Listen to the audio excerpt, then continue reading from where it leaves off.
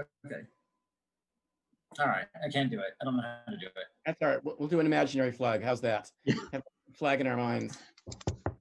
I want to call this meeting of the City of West Hollywood Rent Stabilization Commission to order. Today is July 23rd, 2020. Would you please join me in the Pledge of Allegiance?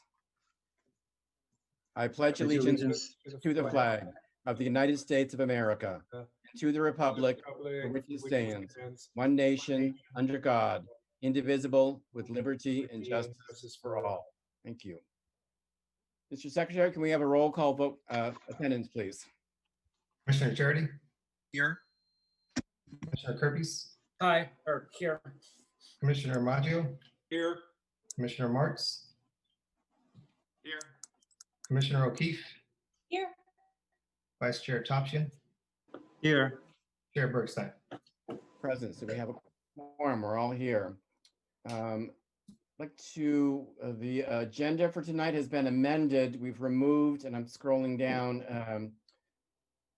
under I-9 appeal number 2D-4515. With that amendment, anybody have any changes or corrections to tonight's agenda? If not, I'll entertain a motion to accept as amended. Is that Westmount Drive?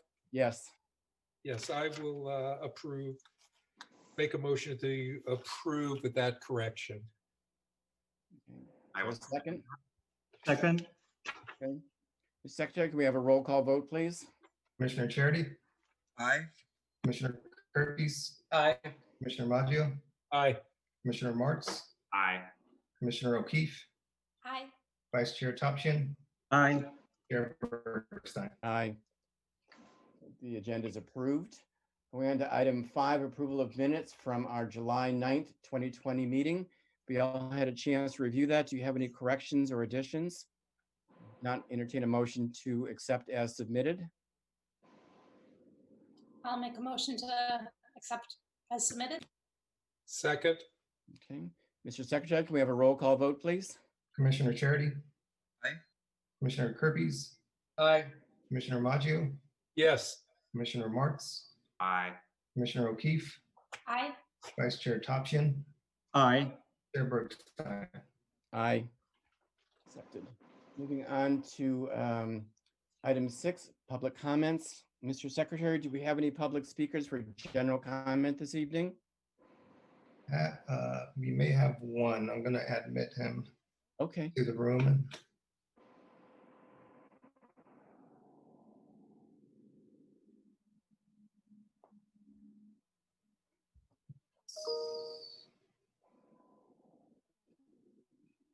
Give me one moment. Ask him to unmute himself. Ask him to identify himself, please, and make sure he's not one of the parties to the appeal. Yes.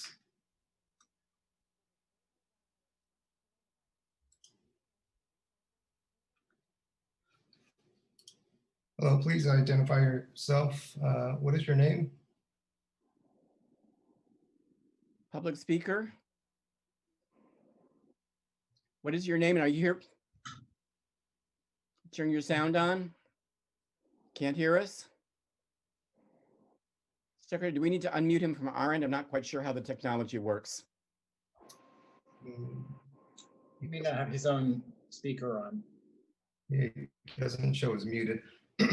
Sir, if you can't hear us, would you mind please calling from the phone number, and we'll have you submit public comment that way.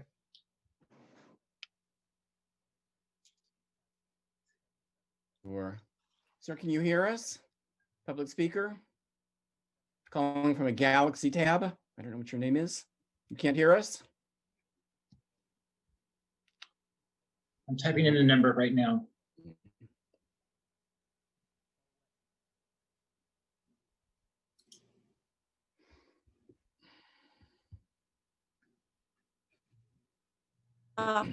Roger, do we have, is this in addition to the 2 parties to the appeal, or is it more likely that this is one of the parties for the appeal?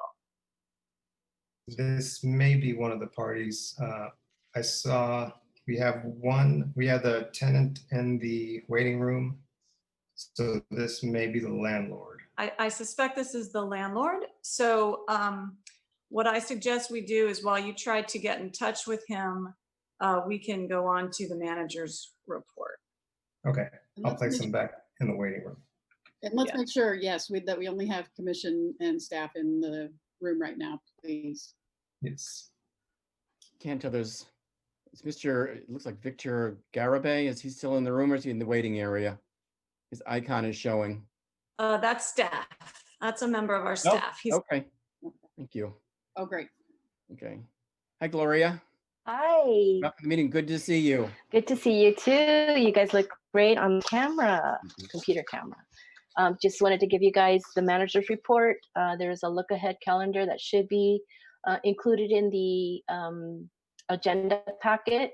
Shows that today's meeting will have one appeal for, and one was withdrawn. Next meeting on August 13th. Looks like there will be 3 appeals that you guys will be hearing. On the August 27th meeting, there'll be 2 appeals. In the September 10th meeting, there'll be 2 appeals. The September 24th, looks like we've only scheduled 1 appeal. And there may be some information on subletting under the RSO. On October 8th, there will be information regarding the RSO deposit interest formula and broken elevators discussion. This is going to be a discussion that's commissioner led. And also I wanted to announce that on Monday, July 20th, the City Council approved an extension to the eviction moratorium until September 30th. We also want to notify everyone that rent increases are prohibited until 60 days after the local emergency is lifted. We don't know when that's going to happen. So if you're wondering when a landlord can implement an increase, it's not going to be until 60 days after the local emergency is lifted. Information from social services is that between March 16th, 2020 and July 16th, 2020, 565 requests for rental assistance have been approved, totaling $479,537.53. Also, this past Monday, the City Council approved additional emergency funds for rental assistance. West Hollywood residents who are in need of rental assistance funds can call the City Social Services Division at 323-848-6510 and leave a message. A staff member will return your call promptly. And that's my report.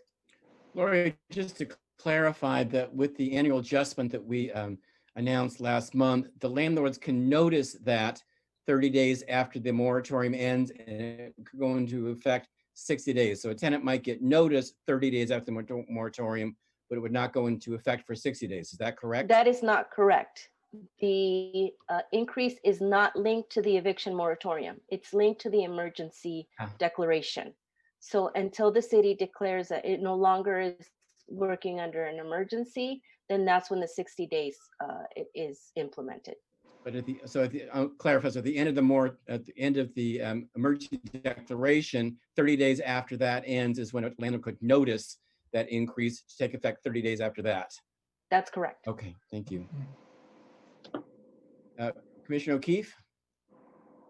Yes, thank you for that report. I think that I saw in WeHoville that the City Council also increased the number of times a person could apply for the $1,000 rental assistance. So it's now 3. Is that correct? That is correct. Wonderful. Thank you. Vice Chair Topshin? Just to clarify, that rental assistance for qualified tenants, that goes straight to the landlord or the tenant gets the fund? Go straight to the landlord or the management company. And it's $1,000 as $1,000 cap. If someone's rent is below that, we would pay the amount of the rent. and it's a one time, right? It was previously one time.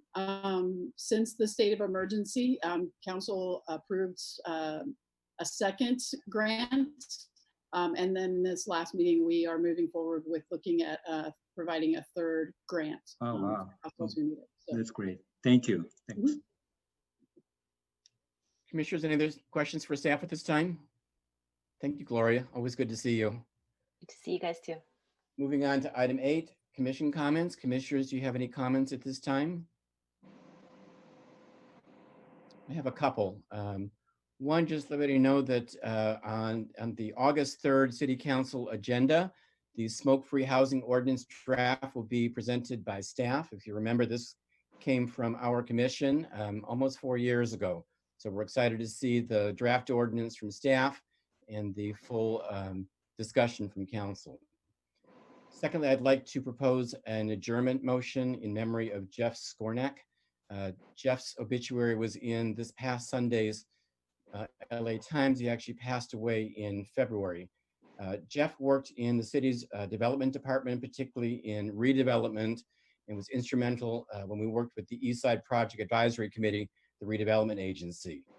When Governor Brown dismantled all redevelopment agencies and his job at the city ended, he worked with the West Hollywood Community Housing Corporation, the Los Angeles Gay and Lesbian Center, and on reconstruction after Superstorm Sandy on the East Coast.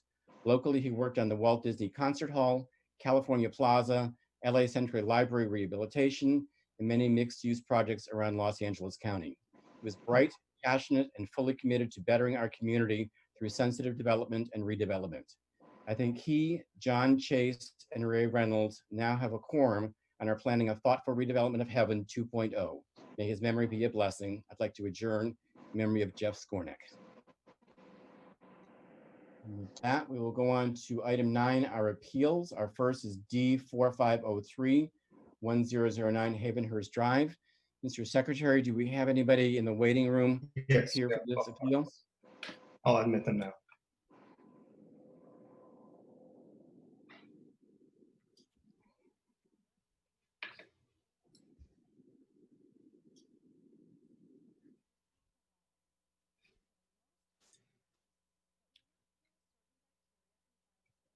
Hello, Mr. Dennis, if you can unmute yourself. Oh, I'm sorry, legal counsel, are you going to provide a report first?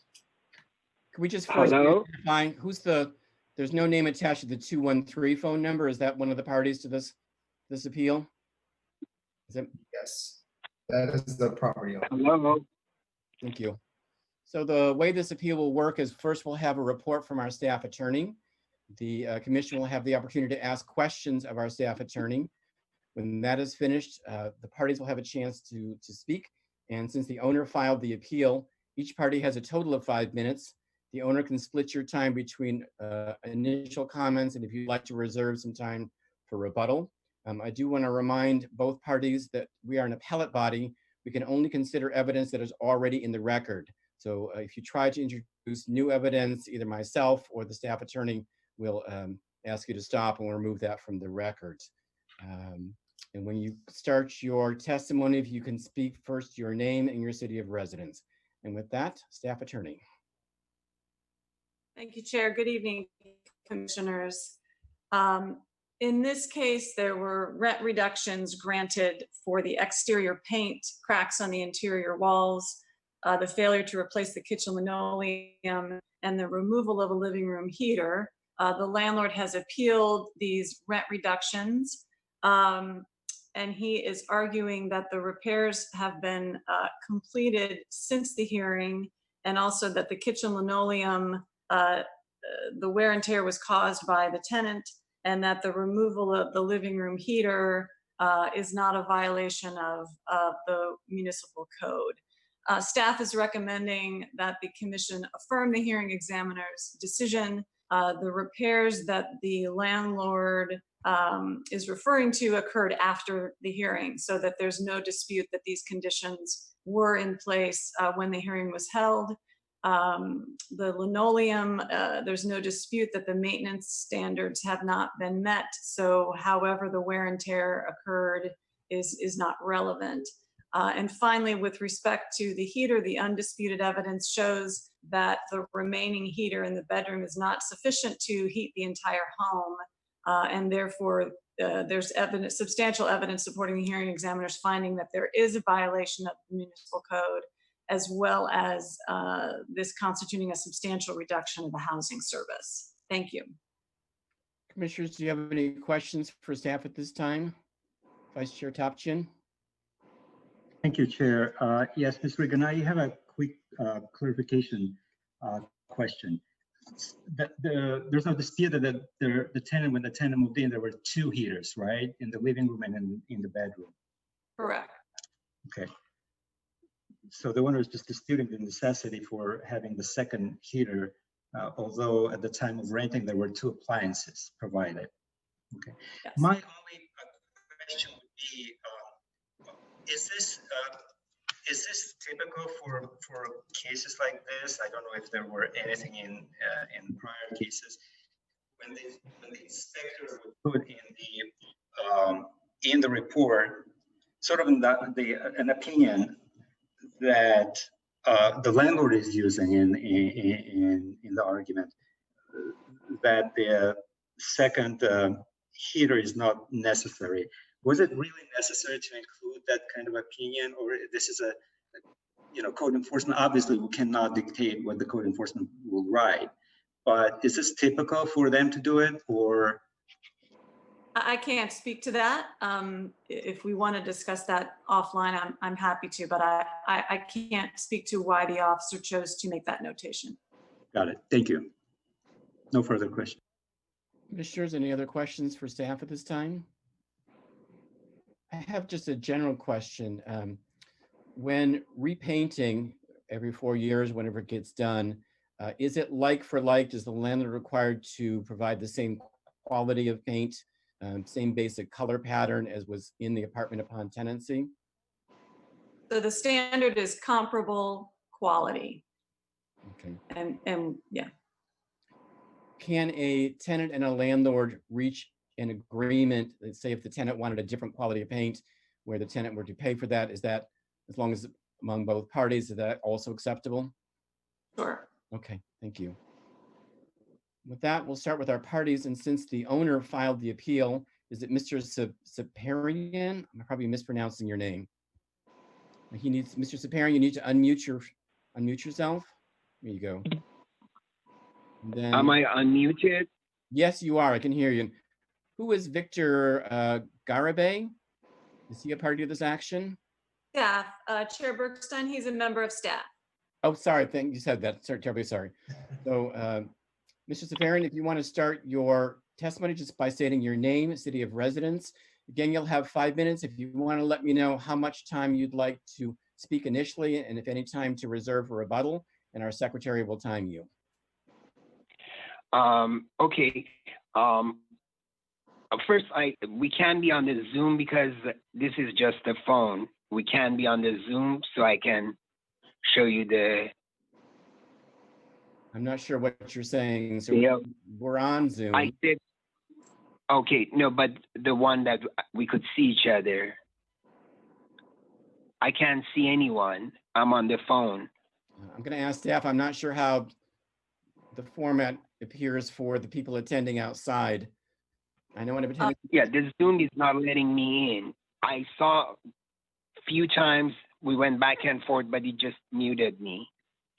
So now you can participate by phone. So make your oral argument to the commissioners by phone. They can all hear you. Okay. Okay. So just do it on orally. Yes. Okay. And how do I go? Do I go ABC or do I go? First, let me know how much time you'd like for your initial comments and how much time you'd like to reserve for rebuttal. I'll just use my I just use 4 minutes. And reserve 1 minute. Okay. And then you can proceed however. 4 minutes. Okay. Just start. I'm sorry. Just state your name and city of record, and then you begin. Stefan Sahar Sepernia in Los Angeles. And what else do you need? Go ahead and start your testimony, sir. Okay. As far as the heater goes, it's incorrect. I did replace a brand new heater in April 2018 as the tenant wanted. Prior to installing that, I went to the code compliance in City of West Hollywood and I saw Eugene Alper. I saw him 5 times. We discussed it thoroughly and he checked all the codes and he said for a unit that it's 1,100 square feet, I need to put a heater that produces 1400 BTU. I purchased a unit that is 1800 BTU, and before I purchased it, I went back to Eugene Alper. I discussed it. He said, yes, it appears that it satisfies the code, and I put it in. Well, the tenant, I was going to put it in the dining room. The tenant said, no, if you put it in dining room, my table and my computer wouldn't fit. So I put it somewhere else. After I installed it, again, the tenant came back and said, oh, I need another one. And I went back to Eugene Alper and I discussed it with him, and he sent me this code compliance 19.30.030F1 that says that please note that while in code requires heating in a dwelling, it is silent on the number of appliances if more than one source is provided. I already provided this, and also the code doesn't say where I need to put it. So that is a done deal as far as the heater goes. As far as the linoleum, these linoleums are thick, heavy, and durable. They have a useful life of 25 years. The linoleum in this unit is very clean, no holes, no scratches. It's beautiful. It's like new. I asked Tony Leva, also from the Code Compliance Commission, to come before I fix anything. He came, took pictures so he could put it in my file, and I showed him that the linoleum is in a good condition. It's like new. The tenant wants linoleum for cosmetic reasons, and that's a burdensome. I've been renting a unit on Croft and Santa Monica, which is in Los Angeles, for my work for 32 years. The Los Angeles housing inspector came in twice in the last 3 months. I pointed out to the inspector the kitchen linoleum that has not been changed for 29 years. And I asked if he could put it on his list of items to be changed. Sir, I'm going to interrupt you. Said, this is not within the record, so come back to, you can whatever's currently in the record. Nothing outside the record, nothing in Los Angeles is relevant. Okay, all right. So the linoleum is in a perfect condition. There is nothing wrong with it, and I have pictures to prove it. And Tony Leva in the commissioner has pictures of it in my file. As far as the exterior paint, interior cracks, which were not cracks, slightly chipped paint, again, I had Tony Leva pictures of them. They were all repaired, and everything is repaired. Between the February 9th and 28th, I did actually more fixing than the actual tenant required. So, and I have pictures prior and after. That's it. Okay, thank you. Mr. Dennis, if you can just first unmute yourself and then state your name, city of residence. You have 5 minutes total, sir. Okay, my name is Thomas Dennis, 1009 Havenhurst, West Hollywood, case D4503. I'll start with the issues in order. Issue 1, exterior paint and cracks have not been repaired, as you said. Serious steps, front porch, side porch, back porch, or all side of the house is in serious dire and has not been repaired, as he said. He did paint one step in February, I will say that. Item B, interior paints and cracks. It is now, I would like this amended, it's now been 8 years, not 4 years. It's supposed to be done over 4 years, been 8. So I'd appreciate if that would be a double fine, actually. It shouldn't be a single fine. If that could be amended, I would appreciate that. And there are significant cracks and it hasn't been painted at all. He fixed a mold issue in February, but did not paint the interior of the house at all, which was supposed to be done. Item C, linoleum. Just a side note, I have sent evidence and discovery to Victor Garvey, who emailed us about the Zoom meeting, which has pictures taken on Tuesday of all these issues. Linoleum has pieces of linoleum missing. There are bits are worn out on the floor. It's not like new, I'll tell you that. And it needs repairing immediately. Last issue, which is the heater. there were 2 broken heaters. One was in the bedroom, which he did mend. The one in the front was taken out. There's images of that in the discovery that also sent to Victor, which was not replaced. The heater, seeing as there was no heater in the front of the house, it was below 50 degrees in the winter, and it needs to be replaced, as he said in his notes. And my last issue, which was brought up in the initial meeting, which hasn't been, which I didn't find in the notes that they sent from that meeting, which was that rent has been put up every year, despite me saying that the house was not up to code. And he has managed to perjure himself, saying that I have to pay him more rent every year, despite not putting the house up to code. So I'd like an answer as to why that wasn't put into his notes. And that's it, really. I don't want to waste any more of your time. It's been a huge waste of mine. So any other issues you have or want to know, please ask. Okay. Mr. Secretary, how much time remaining does Mr. Sapirnia have? In 13 seconds. I'm sorry?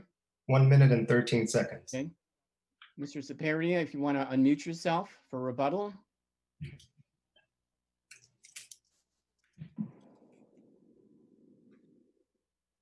Hear me?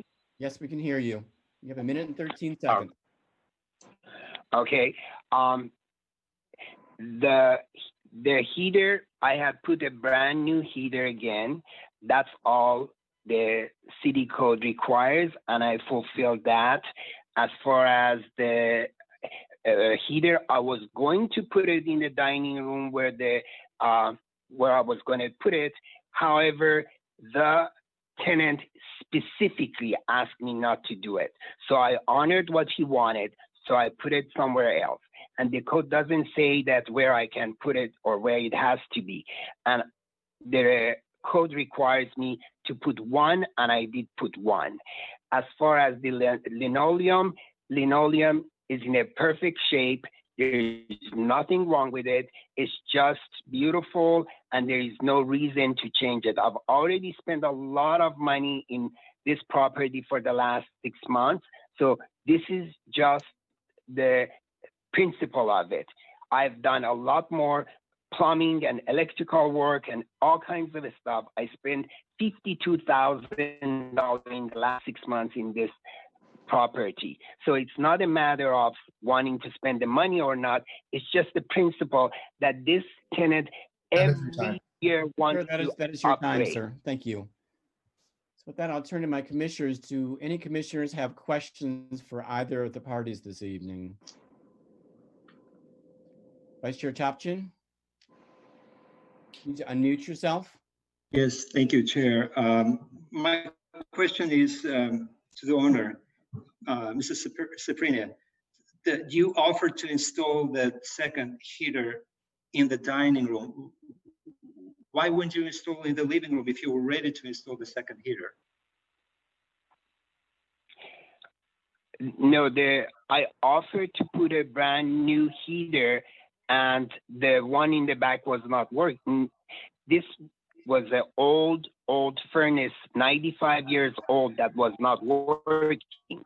So the code doesn't say how many, for 1,100 square feet, I need to put in one heater, and I did that. I followed Yeah, I'm not asking code. about that, sir. I'm sorry. I was asking if you were ready to install that second heater, and it seems like you offered to install it in the dining area where the original heater was in the living room. So what was the reason? Why didn't you want to install it back in the original spot, which was the living room? I'm just curious. The tenant, Mr. Dennis, insisted that I don't put it there because he said his table with his computer will not fit. But that's the dining area. I'm talking about the living. My understanding is the way I'm reading it, it's that's the original heater was in the living room. So when you remove the old one, why didn't you put it back to the same spot? It wasn't, it's on the floor. It's the old 95 years old furnace on the floor. It's somewhere in between the two. I see. It's right in between the two. Okay. It was on the floor. All right. I have the second kind of a comment to make. You keep referencing the code enforcement requirement that one heater would satisfy, but you need to understand that, although it's true, but the code enforcement, the habitability code is different from the rent stabilization ordinance. If the tenant at the time of renting the unit had 2 appliances, the tenant is entitled to have 2 appliances, we're speaking about heaters, throughout his tenancy all the time. And if one appliance is taken away, then he's entitled to a rent reduction. This has nothing to do with the habitability code. That's what you need to understand, the difference between the habitability code requirement, which requires to have a heater in the unit, and there is one heater in the unit, and also the requirement of under the RSO, if there is a appliance, if there is a service, which here is the second heater is a housing service, landlord provided housing service that was removed, taken away. So that effectuates an increase in rent unless if there is a rent reduction given. So that was my comment. Thank you, Chair. Commissioner O'Keefe, can you unmute yourself? Yes, I have a question for the landlord. My understanding from you speaking was that you offered to replace 1, not 2 heaters, that both heaters were broken and you offered to replace 1. Is that correct? And you ended up putting it in the bedroom? Only one was working all along. The other one was a floor furnace that was 95 years old, and Eugene Alper actually told me to board it so there won't be any more issues with the tenant, and that's what I did. I boarded it. It has hardly ever worked, and it was dangerous, and there was gas that we had to close it. So it has never worked because it was so old. So basically the unit had 1 working unit, and that's what I replaced with a brand new one.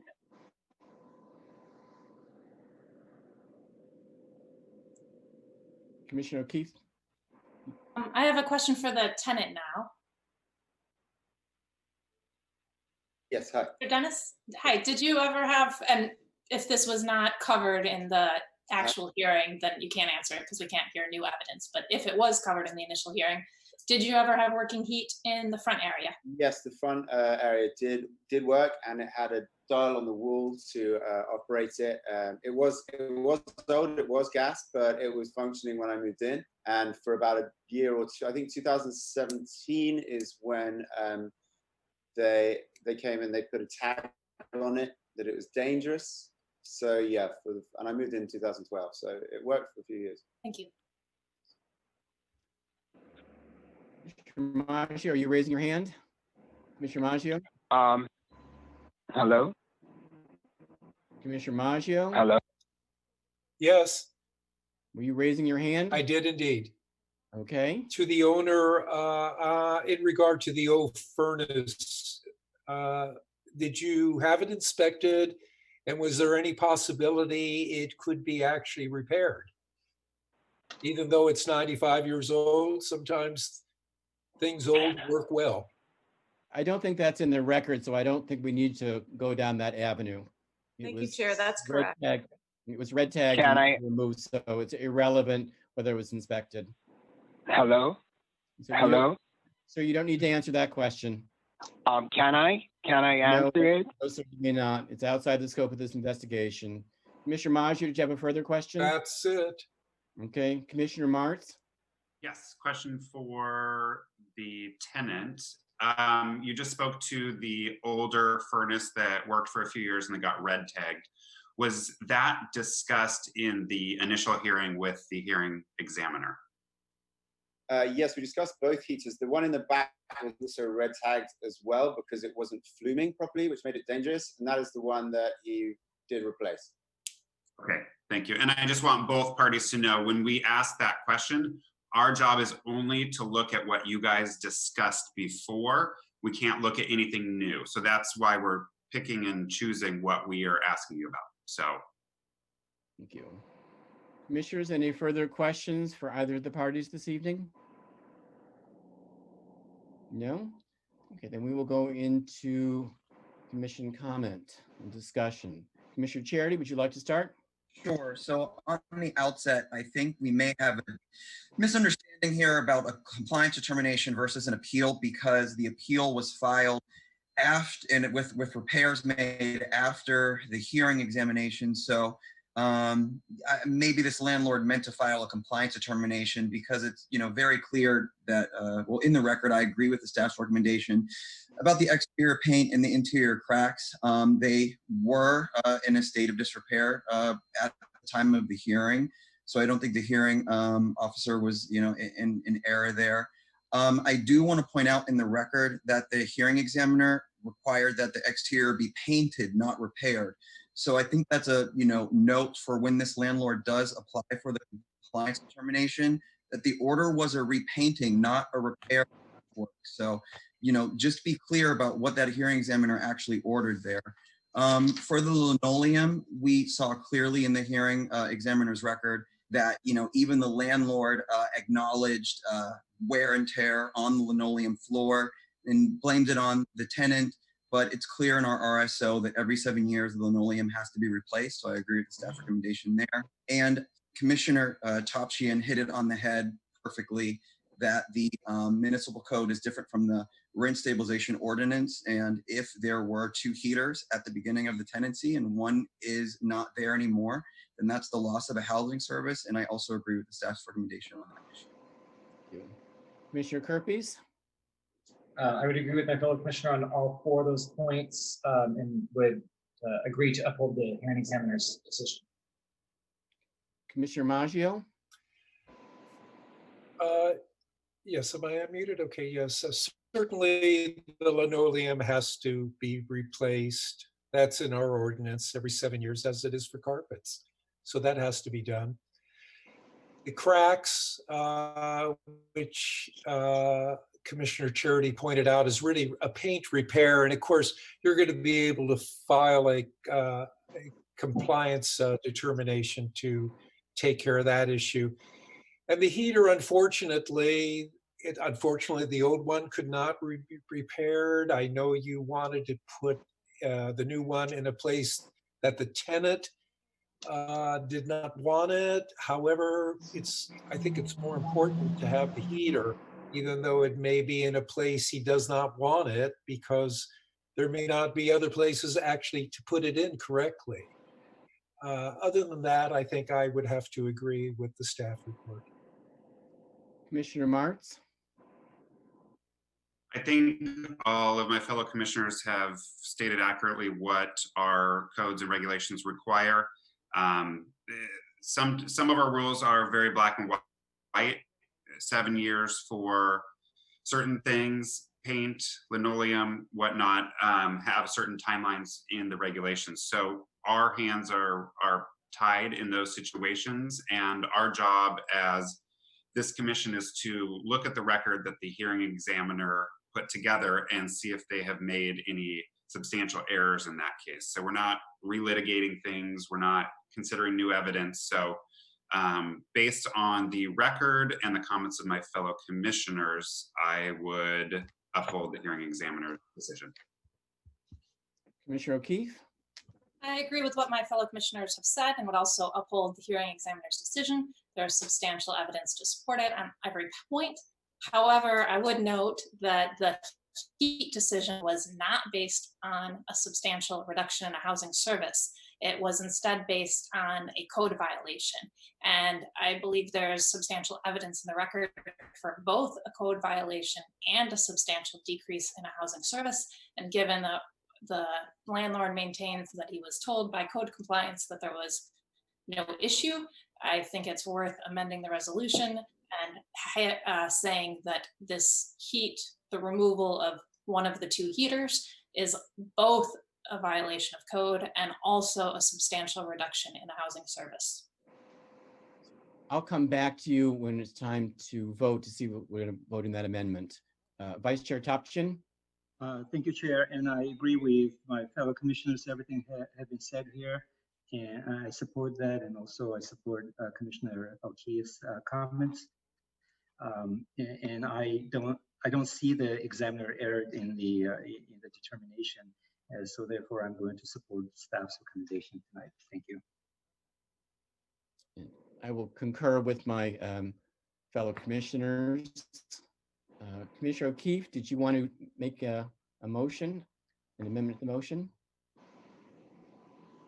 Yes, I would move that we adopt the resolution with an amendment to, and I will say the resolution name in just a minute, sorry, I have to toggle between files, with an addition that the removal of the heater in the front part is also a substantial reduction in housing services. So, 1 second, apologize for this.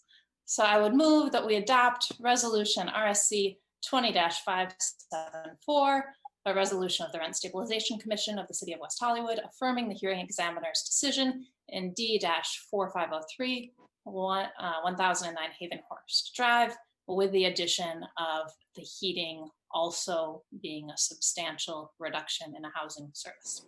A second. We have a motion and a second. Mr. Secretary, can we have a roll call vote, please? Commissioner Charity, Aye. Commissioner Kirby's, Aye. Commissioner Maggio, Aye. Commissioner Marks, Aye. Commissioner O'Keefe, Aye. Vice Chair Topshin, Aye. Chair Bergstein. Aye. Motion passes. If either parties have any questions about this evening's proceedings, feel free to contact staff. Gloria, I know I should have the phone number memorized. It's 323-848. 6450. Thank you, 6450. And for all parties, you are welcome to remain in the meeting. We're going to take you out of the waiting room. If you want to hear the rest of our meeting, you're more than welcome to do so.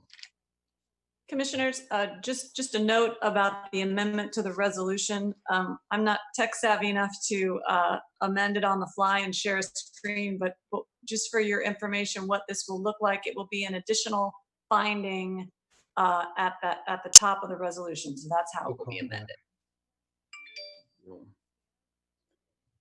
That we move on to new business. Item 1, reorganization of the chair and vice chair. And I believe our city clerk is on the line to speak with us this evening. Yvonne, are you with us? I am.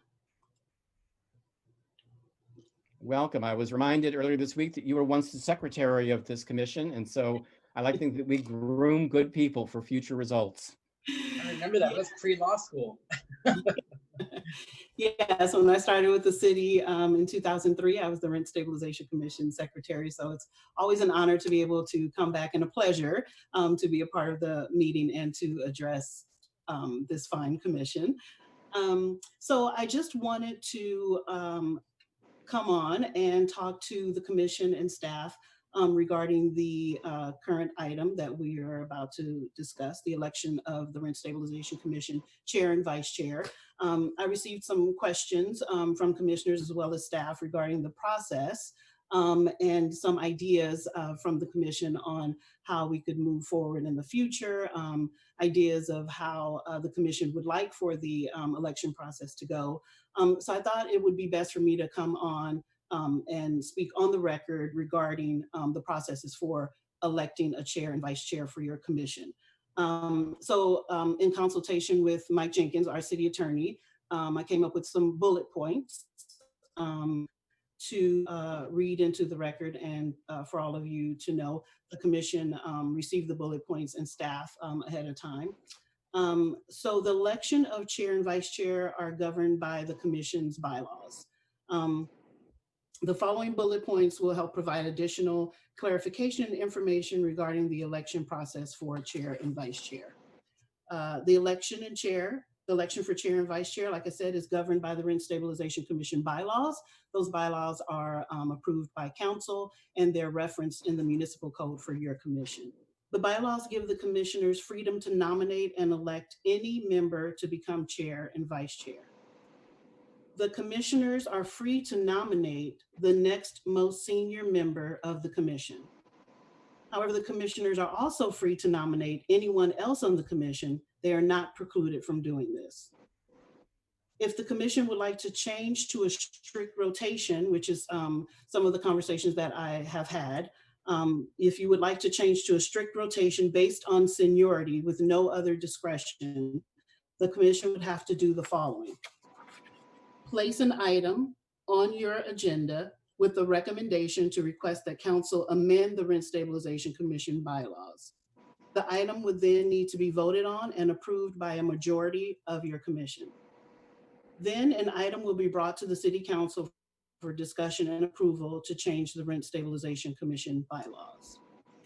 So I just wanted to make clear that although you can decide amongst yourselves, we'd like to have a rotation and elect the next chair and vice chair based on seniority, that can't be the only way, because that's not how the bylaws are written. There's nothing that precludes someone who was appointed to your commission in January to be nominated for chair in July. So I just wanted to make that point clear. And then another section of your bylaws speaks to the organizational meeting, which is what we're having now.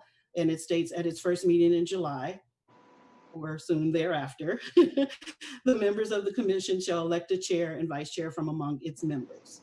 And it talks about in section 3.3, the terms of the chair and vice chair. So as we know, the terms are 1 year. However, it states, if due to extenuating circumstances, a chair or vice chair serves less than 9 months, they shall be eligible to be nominated and re-elected to serve a consecutive term of 1 year at the annual election in July. Now, normally, if you are currently chair, you cannot be nominated and elected chair again. But there is this caveat in section 3.3 that's been there for quite a while, stating that if there are extenuating circumstances and the chair and vice chair have served less than 9 months, then you can be nominated and reelected. It's not an automatic that just because you serve less than 9 months, you automatically get an additional year. It still needs to follow the process of if someone wants to nominate the current chair and vice chair, that they have the ability to do that under this section. So we're letting all of our commission and advisory boards know this because of our COVID-19 pandemic. We canceled all of the meetings beginning with, I think March was the last meeting for a lot of our commissions and advisory boards. So a lot of our chairs and vice chairs served 7 months, 8 months, and almost 9 months. So I've been making sure when the election comes up for these bodies that staff as well as the commissioners and advisory board members know about this section, because I've received questions about it. So I just wanted to make that clear. So that ends what I wanted to address the commission about, and I'm open for questions if you have any. Commissioner Kirby? Yeah, I have a question. If the commission wanted to do, instead of nominating the chair for another full 1 year, could the commission, and if the current chair and current vice chair agree, and then the commission, could they split the difference? Could let's say there's 12 more months, or there would be 12 months in this next month. So maybe the chair serve another 2 months, and then the vice chair we elect that would become the chair for 10 months. Does that make sense? Yeah, unfortunately, no. There's no wiggle room in the bylaws, and these are standard bylaws for all of our commissions. So there's no wiggle room in allowing someone to be extended for 2 months or 6 months, or to split the difference. You serve for a year. And so if, like I stated for section 3.3, if there are extenuating circumstances and someone has served less than 9 months, they would be able to be nominated. And if reelected, it would be for an entire year. So there's no shortened terms. Unless, can a commission replace a chair during without cause?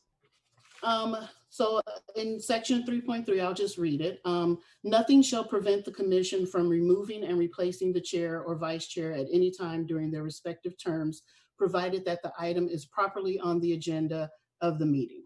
So not that we could pre-plan everything tonight and have anything binding, but if we decided to elect the chair for another 1 year term tonight, but in 3 months comes back and we put something on the agenda to change our chairship, the commission could act at that time. We don't know what the outcome would be, but.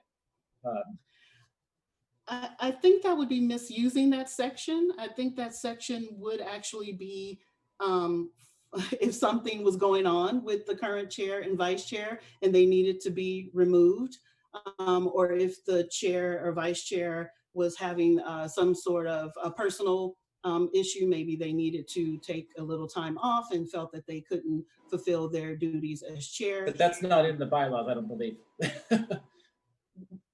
So I'm sorry? we're trying to extrapolate in here, just as I am. I mean, we could do a whole bunch of different scenarios. Right, I'm saying, but the bylaws, it does say nothing shall prevent, but I think if we're having a conversation about trying to sort of usurp this rule of being, of nominating and electing someone for a year by saying we're going to nominate someone, keep them in for 3 months, and then put an item on the agenda to remove them, I think that that's really not what that section is speaking. What is the what is the harm in that? What would the bylaws be protecting from that harm? I don't know that there is actual harm, but I think once we start opening the door to sort of parsing out the different aspects of the bylaws and changing them so that we, for lack of a better way, get what we want, I think that opens the door for this to be something that is continually happening. And I think the chair and vice chair rotation or election, however you want to call it, is standardized in these bylaws. And once we start tinkering with it, because we want someone to be chair longer, or we want someone to be chair for a lesser time, I'm just not quite sure that that's really following the bylaws in the way that they were written. Well, I just don't see the fairness of giving somebody 17 months or 19 months versus having two people share. I mean, it's just an opinion. Right, no, I totally agree. And like I said, these bylaws were created and approved by our city attorney and council. So they, I'm sure, had a discussion about this when they added this if, comma, due to extenuating circumstances. I think that they were giving someone the option if there was some issue. We weren't, of course, thinking about COVID back then, but if there was some issue where the chair and vice chair did not get to serve their full year, that they had the ability to be nominated and reelected, but it specifically states that they would be elected to a full term of 1 year. Just to give you some historical perspective, Commissioner Kirby, you and I were first appointed, I forget what year it was, and Howard Jacobs passed away. I think maybe been chair for 2 months, and then Vice Chair Topshin served essentially both positions. He served the rest of his term as vice chair and then was elevated or voted in as chair for that. So there's a precedence for someone serving a little longer. I had initially approached Yvonne. I have a concern that with the municipal election moving from March to November, it used to be the elections were in March, they were sworn in April, elections were in July, and this is elections in November. Yvonne, when is the new council sworn in? December, I think? It will either be the last meeting in December or the first meeting in January. And then appointments thereafter, we actually don't know. We may be the exact same commission in January. It may not be, but Yvonne explained that we can't do like a temporary extension for 4 months of the chair. It's just the vote is what it is. Commissioner Maggio, you had your hand raised for a second. Well, yes, I have the history here. So I've known for years that we have rotated through seniority, and that is the best way because everyone has an opportunity to be vice chair and chair. And what is the damage? Commissioner Kirby's hurt feelings. Everyone is capable and everyone should have a chance.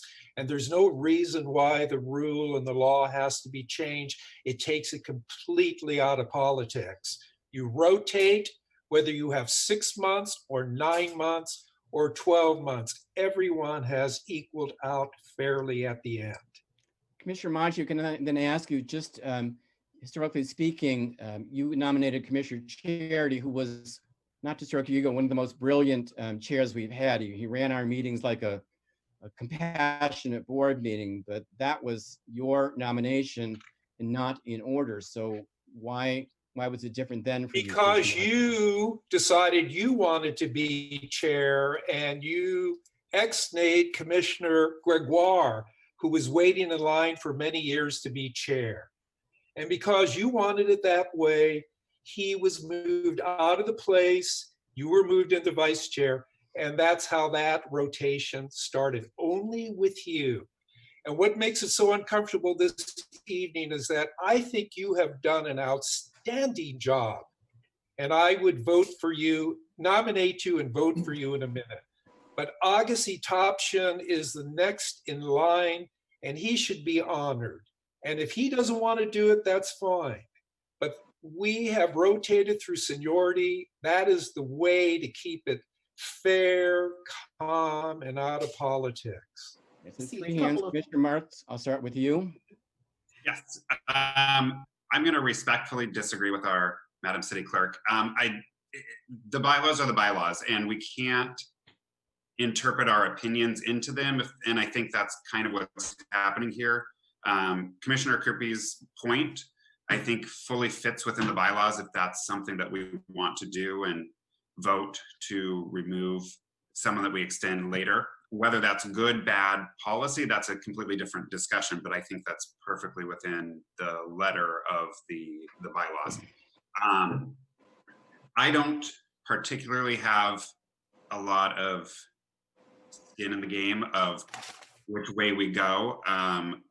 I don't think that necessarily seniority is always the best. And I think everyone on this commission is fully capable. That doesn't mean in the future we might have a commissioner who is not capable. So I would not be in favor of changing the bylaws to the degree that we are hamstrung if that comes about in the future. And if I'm lucky enough to be on the commission at that time, where we are simply stuck with a rotation schedule. I don't think that is the best way to do it. I think being able to vote on who is going to be the next chair and vice chair, whether we agree informally that it's going to be on a seniority basis, or if we scrap that. I don't, like I said, have a lot of skin in that game, but I would not be in favor of changing the bylaws to a strict rotation only position. Commissioner O'Keefe, you have your hand up? Yep. There was a little echo. Did you call me? Commissioner O'Keefe and then Commissioner Kirby's. I favor a rotation. I don't favor putting it strictly into the bylaws. I think it's unlikely there would be a reason we would want to vary from a rotation. But, you know, if someone were to be abusive and swear at people or, you know, have some kind of scandal, it would be good to have the flexibility, should there be a reason to vary, that we could if we wanted to. And also there might be people that don't want to accept the appointment, and I don't know if that would be an issue. So my suggestion would be we do what we discussed last year, which is to have a rotation. I think that, frankly, the conversation tonight explains why it's better to have a rotation so we don't have hurt feelings and drama in the commission that there's no need for, and then everybody gets a turn to serve unless there's some extenuating circumstances, such as, you know, they swear or at people that are appellants or whatever. You know, there's a rare case where that could happen. How to do the rotations, another question, like when new people would come in. I think basically the premise should be that no one who's new on the commission should, you know, you don't want to have anybody go twice before somebody's gone once, essentially. But for newer members, I don't know if they rotate in last or when exactly that happens. But anyway, that would be what I would favor. So in practice for tonight, for who the chair would be, I'm not sure how to do it. It's not fair if the chair and vice chair have shortened terms at the same time. A year and a half would be a much longer term than usual. I could go either way with, you know, re-electing the current ones and potentially coming back in 3 months, although I understand that's not the spirit of the bylaws, or rotating out. So Agatha would be the new chair. I do want to be mindful of the city clerk's advice, though. I think she works closely with the city council, and if she senses that the intention is not to allow it to just be pre-planned that you swap somebody out after 3 months, it might be better to go with the spirit of the law and either have a new year appointment or not. Commissioner Kirby's and then Commissioner Charity. So this is no disrespect to the city clerk at all, because I have tremendous respect for her, but I worked for one of the council members that voted for this implementation, that all commissions and all city council, or all city advisory boards and commissions will rotate their chair. And I remember the reason why it was, well, I won't get into why that came about, but in addition to that, I think it's funny that we're even having this conversation again, because I remember very clearly when we had this conversation a couple months ago, and I said, looked to staff and said, we can't do this. Can we do this? And they were both fine with it. Because again, years ago when I worked in the city, I can say this now because none of them serve on the Women's Advisory Board anymore. They're all new people. So no, I'm not talking about any of the current members, but the Women's Advisory Board created a huge brouhaha throughout the city when they started calling each other and deciding who was going to be the next, how they were going to do the next election, and that it was going to be a rotational thing. They not only violated the Brown Act by calling each other up, but they also continued to violate it in their meetings because they had this known agreement that they had just established without actually taking a public vote. And it's not binding. That what we decided a couple of months ago was not binding at all. And that's what I tried to say at the time, that we can decide who our chair is at any election as long as we follow our bylaws. I don't think anyone's upset or personal, taking this personal tonight, except for Mr. Maggio. We've had this disagreement for years, and I think that we should follow the bylaws. I'm not suggesting tonight that we come to some sort of agreement about extending Chair Bergstein's and reducing Vice Chair Agassiz or Topshin. I'm not suggesting that. I'm just throwing it out there and seeing what our options are. I don't care which one is next chair. I don't think, though, that we should elect, nothing against Chairman Bergstein, but I don't think we should elect him for another year, because that's not fair to the rest of the commissioners who haven't had an opportunity to serve yet. It only adds more time to those who haven't had an opportunity to serve. So whatever the chair, the current chair and the current vice chair, if they want to come to some sort of agreement like that and suggest that, I'm all for it. If they don't want to, then I will be nominating, or if I don't have an opportunity to nominate, I will be supporting Vice Chair Topshin. It's not that difficult to me tonight. That's all. Commissioner Charity? I just wanted to say that I'm in agreement with a lot of what Commissioner O'Keefe had to say. I'm not in favor of a formal rotation, but in an informal rotation, I believe the next chair would be Commissioner Topshin and the next vice chair would be Commissioner O'Keefe. Is that correct? Is that the level of seniority? Yes. I believe so, yes. I just wanted to clarify that. Okay, thanks. Commissioner O'Keefe? I would just throw out, it would either be me, I think, or Maggio, because everybody who was on the commission before me has already been the chair except Commissioner Maggio, so I'm not sure where I would come in. No, that's not correct. The next one would be Kalen after you. So he came. I mean, before me though, because you haven't been chair since I've been on the commission, so I don't know how that. I've been chair 6 times, so it's going to take me 7 years to get there, and I'm not going to be around for that. But no, thank you very much for the compliment. But it would be Kalen who would be next as the next slot. For me personally, it's very uncomfortable. That's why I like a very strict rotation, because then if you are not chair or vice chair, it's because you don't want to be, not because someone else doesn't want you to be. And no politics gets involved. It's just strictly a strict rotation. And I think that's the best way to go. And yes, we've had some variances on the way, and but I'm not sure that was correct, but it happened. And I really don't want to vote for anyone or against anyone. It makes me feel very uncomfortable. And I may very well recuse myself in regard to this. But I've already lent my opinions strongly and emphatically, and I will let it go at that. I would, if it comes to a recusal, I would ask for an opinion from the city attorney. I don't believe that we can recuse ourselves from a vote, but wait for opinion on that. Commissioner Marks?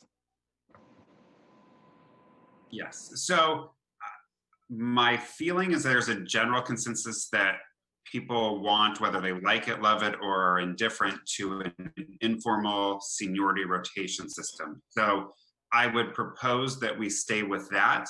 And then the question would be whether the current chair stays for an additional term and then we vote to have him removed, or he removes himself or something to that effect after a certain amount of time so that he gets his year or whatnot.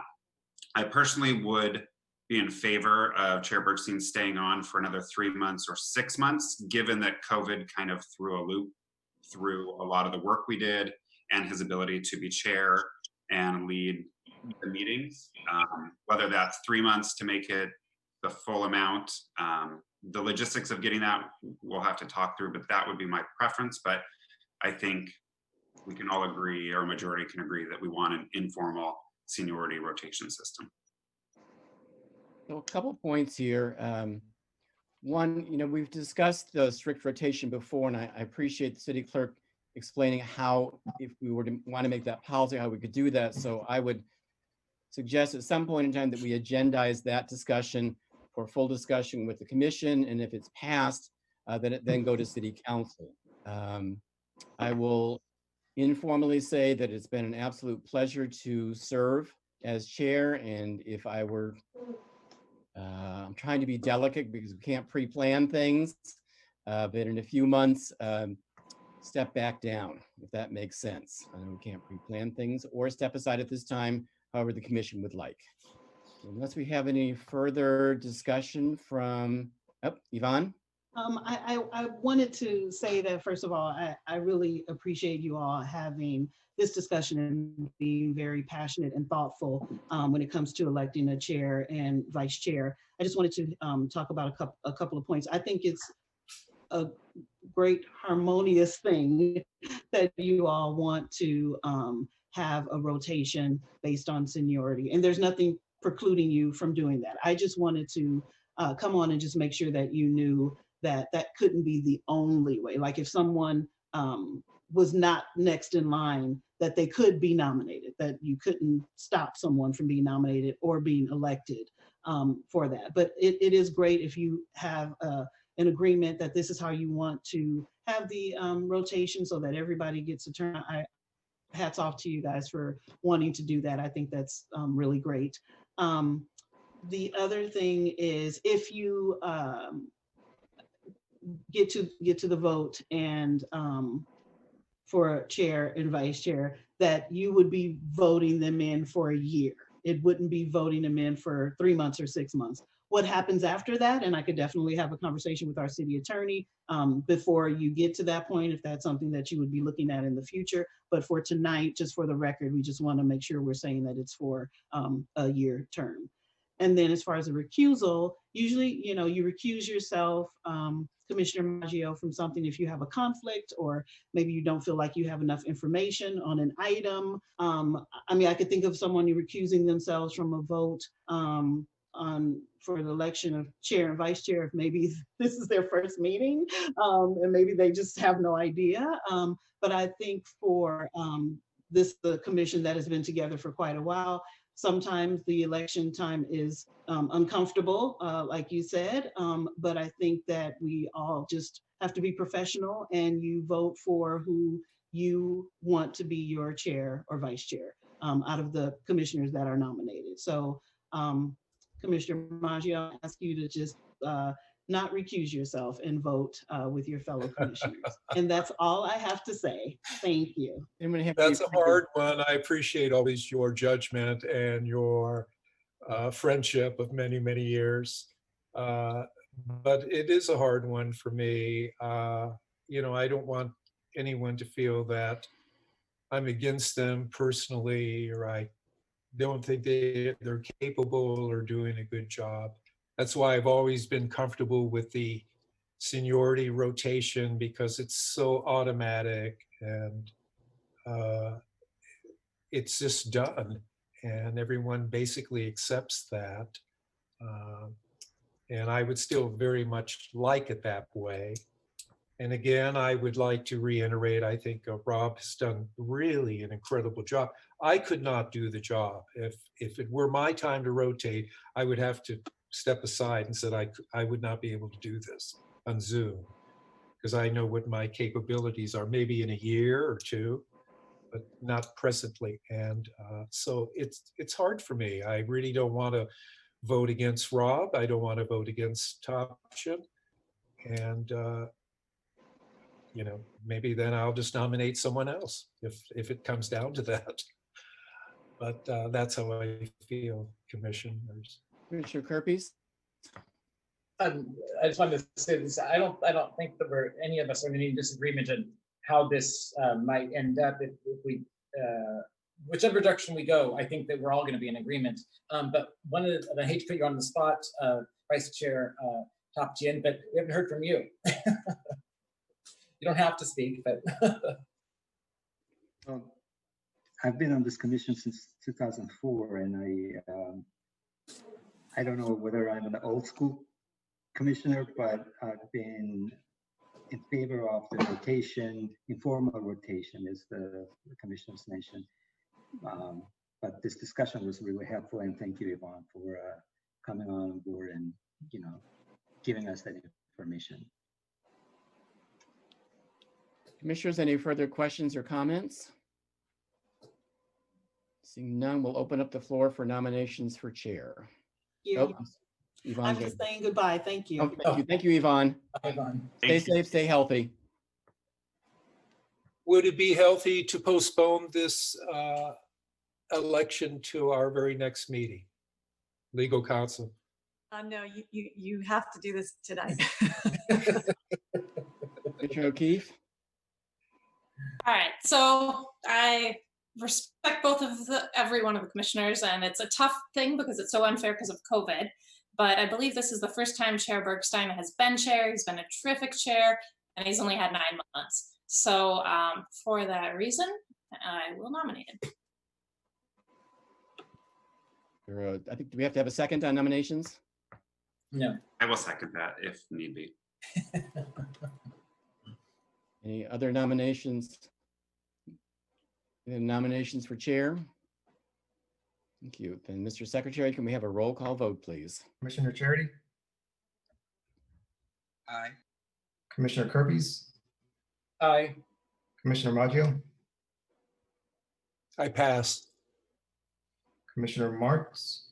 Aye. Commissioner O'Keefe? Aye. Vice Chair Topshin? Aye. Chair Bergstein? Aye. Thank you very much. It's an honor to serve. And with And that, nominate Topshin or Commissioner Topshin for vice chair. just about to do that, so I'll second it. We have a Commissioner Topshin. Vice Chair, do you accept? Vice Chair Topshin, Yes, do you I accept? do. Thank you. Mr. Secretary, we have a roll call vote, please. Commissioner Charity? Aye. Commissioner Kirby? Aye. Commissioner Maggio? Aye. Commissioner Marks? Aye. Commissioner O'Keefe? Aye. Vice Chair Topshin? Aye. Chair Bergstein? Aye. Pleasure to serve. Thank you. With that, we will go Thank on you, to commissioners. item 11, public comments. Mr. Secretary, do we have any public comments in the waiting room? None at this time. Okay. Going on to item 12, commission comments. Commissioners. First, Commissioner Marks. Yes, I just want to take a moment to thank City Council Member Heilman for adjourning the most recent City Council meeting in honor of my father. So that was greatly appreciated. Commissioner Charity, I think you had your hand up. Yes, I just want to have staff make a note that we formally agendize the discussion of chair and vice chair for in the next 3 months' time. I'm going to bring that up for a motion. Do we have a second on that motion? Just to bring that up as a agendized item as we can fit it in. Second. Okay, we'll just say yes. Commissioner O'Keefe? No. Sorry. No, I was just going to say I didn't think there had been a second of that. I thought that it had been brought up by only one person, but now it's happened. So. Are we commenting or voting? Wait, actually, can we vote on agendizing it? Because I don't think the majority supports agenda. I don't know that the majority supports spending time formally discussing having the formal seniority rotation. I think that most people prefer it to be informal. So I don't know if that's a good use of time. You need We to have a take a motion vote. and a second. Mr. Secretary, can we have a roll call vote about agendizing a formal discussion about whether we'll have strict rotation on seniority for chair and vice chair. Commissioner Charity?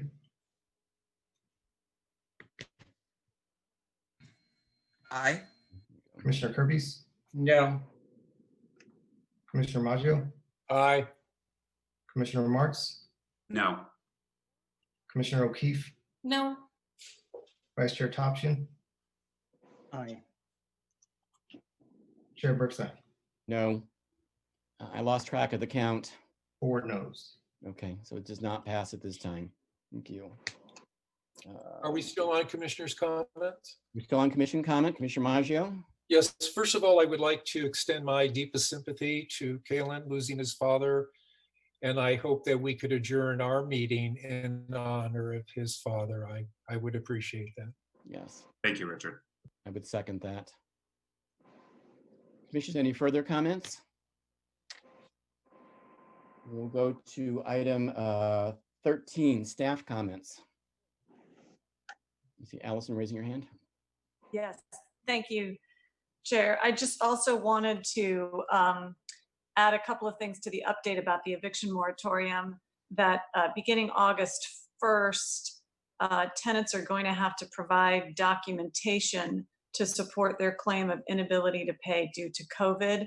That documentation, they do have 30 days after they have served the notice to provide that documentation. And as Ms. Avila stated, I want to reiterate that the eviction moratorium period is separate from the local emergency period. It's critical that the public is aware of that, and we have separated that out in the ordinance so that the ordinance itself will remain in effect even after the moratorium period is over, to continue to enforce the prohibition on the rent increase, as well as the other provisions that apply to the repayment period. So I just wanted to make sure that that was clear. O'Keefe, you have a question? I do.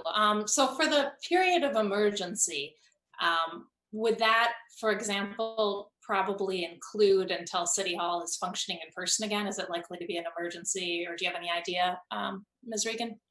You know, things are changing so quickly and the situation is so volatile. I imagine the city will take its cues from the county and the state. And as long as these conditions exist, the emergency will still be in place.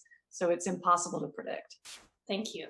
And while we have you here too, for anybody that's listening, I don't know that it was mentioned in this meeting, but it was in the last meeting, that thanks to your work, we now have eviction defense for all tenants that's provided by Rebuttal. So if anyone's facing eviction for any reason, they can have free counsel from the city as long as they notify Rebuttal. I think it's within 3 days their court date. Is that correct? And is there anything else that should be added on that? Yes. I would just add that we are getting up and running, and Ms. Aviles can probably chime in here as well. You know, tenants who are in need, they can either contact Rebuttal directly, or of course they can talk to an information coordinator who can hook them up with an attorney. But yes, as soon as they are aware that they have either received a 3-day notice or are in danger of being evicted, they have the right to counsel. Thank you so much for making that happen. It's very important. Ms. Regan, for the proof that is now required for tenants to show they've been evicted by COVID and unable to pay rent, is City Hall staff available to help guide tenants and landlords as to documentation that might be acceptable? Yes, and in fact, there's already, sorry, I'm getting the echo, but there's already a template on the renter resources page, and that lists some types of documents that are acceptable. So is that the COVID link that's at the very top of the city's webpage? Click on that. Will that take you to that area? Probably, and then you'll go to rent stabilization, and then there's another tab for renter resources. I'll let Ms. Aviles speak more specifically to that. Okay. Yeah, there is the coronavirus main page that you'll see when you go to the website, the city's website, and then you would click on renters resources. That would provide all kinds of information from the eviction moratorium and its current extension to September 30th, to rental assistance, as well as the services that Pathetic is providing for eviction defense. It's all in there. And it's also on our division website, which is weho.org/rent. You'll see it in there, as well as another avenue to gain that same information. So staff would still be available if a tenant or a landlord would have a specific question about that documentation. They can still reach out to staff with questions. Absolutely. Either through email, rsh@weho.org, or through our phone number, 323-848-6450. Thank you. Commissioner Kirby, did I see your hand raised? Yeah, yes. A question for staff. Is it possible for future, this is for the Commission Secretary and staff, for future appeals that in advance of the appeals that each of the appellant and the applicant, is that what it is? So whether both parties basically are given the option in advance whether they're whether they do a video or not, so that we know coming in whether they're going to do a video. It sounded like the gentleman on the phone may have intended to do a video, but just wasn't connected right, maybe. Just so that each side has the advance opportunity to. Absolutely. Okay? The commission secretary is reaching out to the parties in advance and asking them how they want to connect. So they are being given the option of either video or telephonically. For, you know, as happens sometimes, there were just some technical difficulties. Okay. Yeah, so the option, if they are having technical difficulties to connect to a Zoom meeting, is that they call in. So I think that's what happened to the gentleman tonight, because I did see him in the beginning of the meeting, and I believe at one point legal counsel had to ask the commission secretary to put him on a like a queue, and then when we went back to him, he wasn't on there anymore. So it may have been a technical difficulty for him. I also have another announcement if there's no more questions. Please. Okay. So the city clerk has updated the attendance approval requirements for the commissioners tonight. You guys will no longer have to sign the attendance. It's now only going to be approved by the secretary and the liaison, which would be the manager, or in my case for tonight, it would be me. So I just wanted to give you guys a heads up on that. And also our condolences as a division to Commissioner Martz for your recent loss. And I also agree to an adjournment in your father's name, Gary Martz Sr. Thank you very much. Appreciate it. Question. You've been with us all evening. Would you like to chime in a bit? Good evening, Chair. Just congratulations and thank all of you again for your continued service. As Acting Manager Avia shared with you, there's a lot of information on the coronavirus page under renter resources. That information is being updated constantly, as the acting manager can attest to. She was working on that a lot today. And so just, continue to check it as things change, as the dates of the moratorium continue to change and the emergency orders change. We will continue to provide updates on the website, and we will provide updates to you during these meetings as well.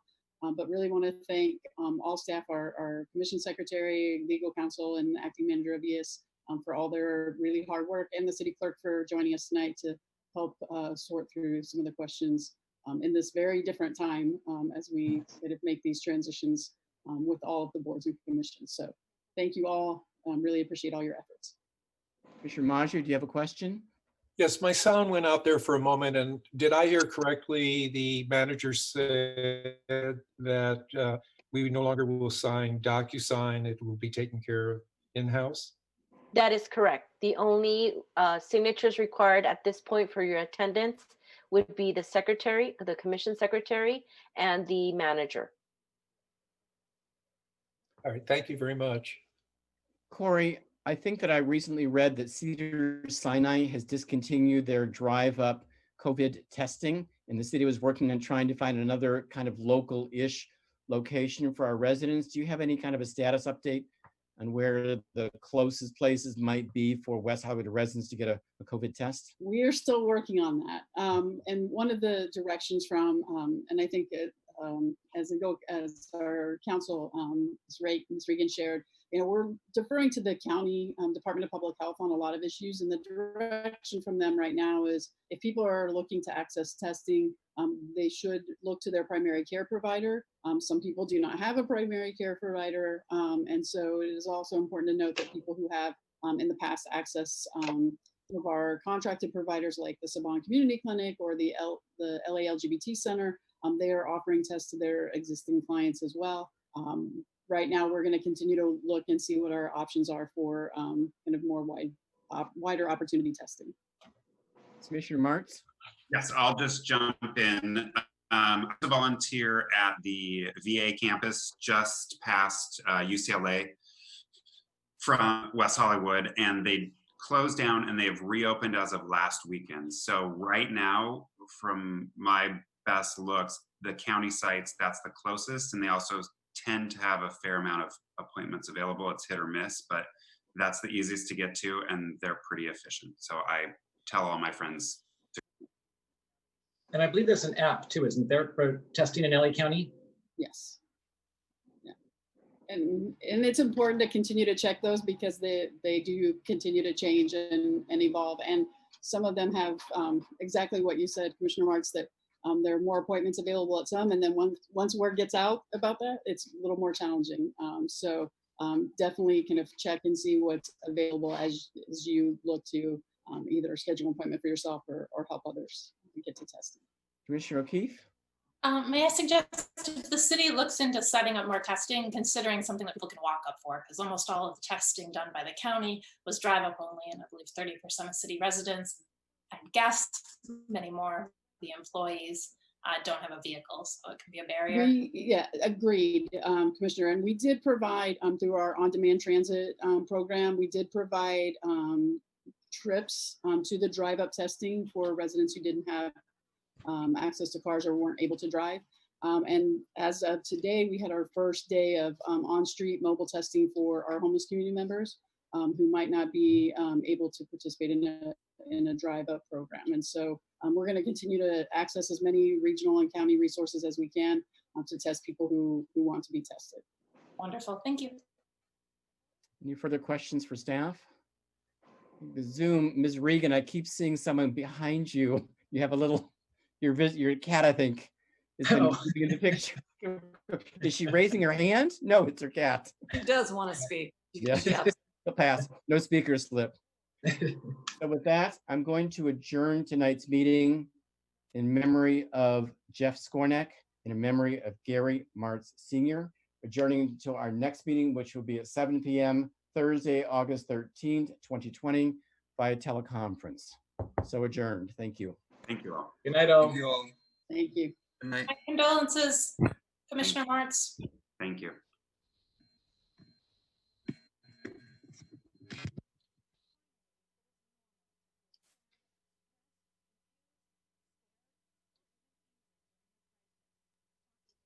Great job, Roger. You did amazing. You too. Thank you. All right. With family and friends by phone and email. In the County News Center, I'm Anita Lightfoot.